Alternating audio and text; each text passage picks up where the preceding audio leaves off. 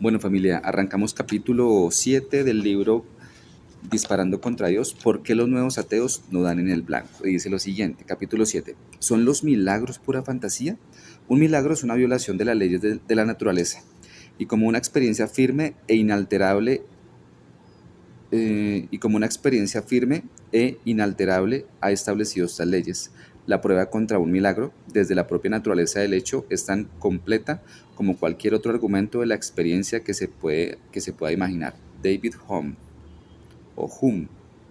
Generaciones de discípulos de Hume erróneamente han ofrecido análisis de la casualidad y de la ley natural que han sido demasiado débiles porque no tenían ninguna base para aceptar ni la existencia de las leyes de causa y efecto ni la existencia de las leyes de leyes naturales. El escepticismo de Hume sobre la causa y el efecto y su agnosticismo sobre el mundo externo se desmoronan irremediablemente en el momento en el que sale de su estudio. Anthony Flew dice: la reacción vehemente de los nuevos ateos contra los milagros surge de su convencimiento de que los milagros violan los principios de la ciencia. En su debate con J. Richards en Stanford, Christopher Hitchens preguntó a Richards si creía que Jesús resucitó. Cuando Richards respondió afirmativamente, Hitchens le preguntó si creía que Jesucristo nació de una virgen. Richards dijo de nuevo que sí. Ya está todo dicho, replicó Hitchens. Este hombre es honesto y ha dejado muy claro que la ciencia no tiene nada que ver con su visión del mundo. A eso yo respondería, que Hitchens acaba de dejar claro que entender lo que la ciencia puede o no hacer no es uno de sus fuertes. Se puede decir lo mismo que Richard Dawkins. Mi debate con él en Oxford giró en torno a la pregunta: ¿ha enterrado la ciencia a Dios? El debate se celebró en el Museo de Historia Natural de Oxford, un lugar famoso por un debate que tuvo lugar en 1860 entre Thomas Henry Huxley y el obispo Samuel Wilberforce sobre el origen de las especies de Darwin. Para conmemorar ese debate, en 2010 se colocó el pedestal de Darwin en la entrada principal del museo. De camino al debate, al pasar por esa entrada de repente recordé que la historia del edificio tenía que ver con el cristianismo, pero con la presión del momento no lograba recordarla con exactitud. En el debate se lo mencioné de forma tentativa a Dawkins. Él dijo que no había relación alguna, pero se equivocaba. De hecho, el edificio fue un proyecto de Sir Henry Ackland, profesor regius de medicina de la universidad, cuyo objetivo fue unificar todos los aspectos de la ciencia alrededor de una zona central de exhibición. En una ponencia suya en 1858, explicó que la razón de la construcción del edificio fue dar a las personas la oportunidad de aprender del mundo natural y obtener el conocimiento del gran diseño material de que el obrero maestro supremo nos ha hecho parte constituyente.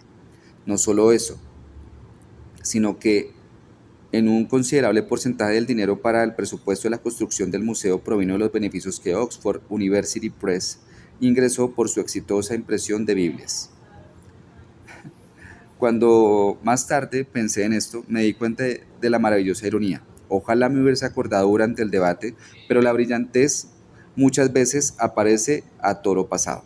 Dawkins debía presentar la postura de que la ciencia ha enterrado a Dios en un edificio construido específicamente para poner en manifiesto que la ciencia mostraba la gloria de Dios. Y en su primera intervención me describió como un matemático de Oxford que creía en milagros. Yo pensaba que eso podía tomarse como una prueba de que la ciencia no ha enterrado a Dios. Dawkins se estaba burlando de mí por creer lo que él consideraba ridículo, pero sus burlas son huecas. La burla no es un argumento, es una actitud y no hace honor a la persona que la emplea en este contexto. Si existe un Dios que creó el universo, entonces no tiene por qué ser difícil creer que Él puede hacer cosas especiales. Por supuesto, si lo ha hecho o no en una ocasión específica es una cuestión diferente. Francis Collins, que sí cree en los milagros de Jesús, comenta sabiamente. Él dice: es fundamental aplicar un escepticismo saludable cuando se interpretan acontecimientos potencialmente milagrosos. No sea que pongamos en cuestión la integridad o la racionalidad de la perspectiva religiosa. Lo único que eliminaría la posibilidad de los milagros con más rapidez que un materialismo entregado es otorgar un estatus milagroso o acontecimientos cotidianos que tienen claramente una explicación natural. Por esta razón, Me centraré en los milagros recopilados en el Nuevo Testamento. Debemos hacer una importante distinción entre milagros y acontecimientos sobrenaturales.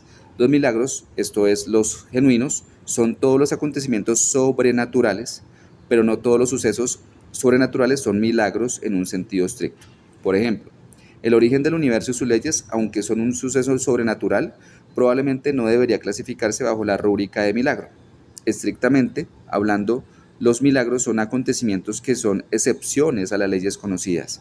Como tales, presuponen claramente la existencia del curso normal de las cosas. Se deduce, por tanto, que realmente no tienen sentido pensar en la creación del curso normal de las cosas como un milagro. Nótese que Richard Dawkins confiesa que no sabe qué causó el origen del universo, pero cree, sí, aquí tenemos su fe una vez más, que un día se llegará a una explicación naturalista. Como dijo en nuestro debate de Oxford, no necesita recurrir a la magia para explicar el universo. Sin embargo, en la rueda de prensa posterior al debate respondió a una pregunta de Melanie Phillips, periodista y escritora, diciendo que creía que el universo bien podía haber aparecido simplemente de la nada. Magia, dijo ella. Más adelante, ella refirió que Dawkins le dijo después de una explicación del universo cómo los de la PHB, pequeños hombrecillos verdes, tenía más sentido que postular un creador. Cualquier cosa excepto Dios parece ser. El evangelio cristiano se basa directamente en un milagro. Fue el milagro de la resurrección de Cristo el que lo puso en marcha. Y ese mismo milagro es su mensaje central. De hecho, la cualificación básica de un apóstol cristiano era haber sido testigo de la resurrección. C.S. Lewis expresa la situación de forma precisa. El primer hecho en la historia de la cristiandad es un gran número de personas que dicen haber visto la resurrección. Si hubiesen muerto sin hacer que otras personas creyesen en este evangelio, nunca se habrían escrito los evangelios. Según los primeros cristianos, pues, sin la resurrección no hay mensaje cristiano. Pablo escribe, y si Cristo no ha resucitado, vana es entonces nuestra predicación y vana también vuestra fe. Les espero en el siguiente capítulo que se titula, o bueno, subtítulo que dice David Hume y los milagros. Bye bye.